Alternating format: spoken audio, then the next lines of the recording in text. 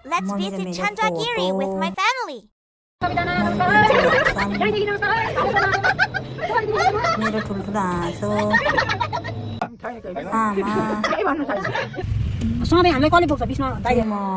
यो चाहिँ मम्मी अनि बाबा यो चाहिँ हामी सबैजना सातजना कतै गर्दै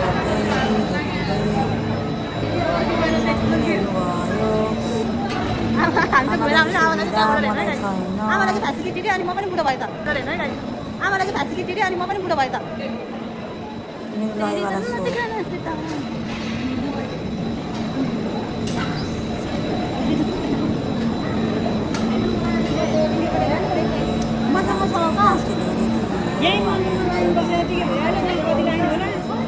छैन त लाइन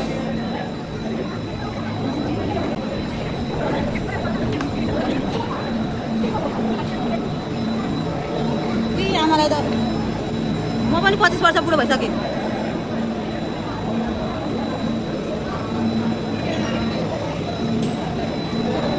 हजुर कति वर्ष बुढो हुनुभयो बुढो भइसक्यो नि म नि 25 वर्ष बुढो भइसकेँ म नि 25 वर्ष बुढो भइसकेँ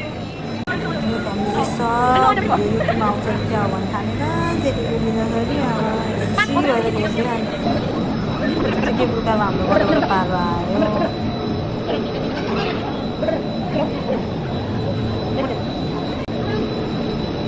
बल्ल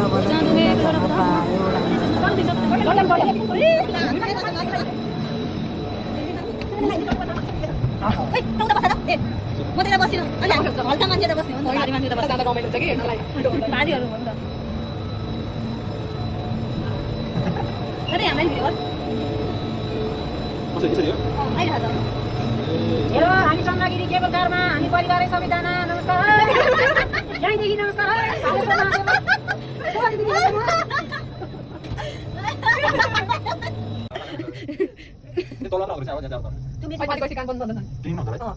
क्या खतरा भयो आमा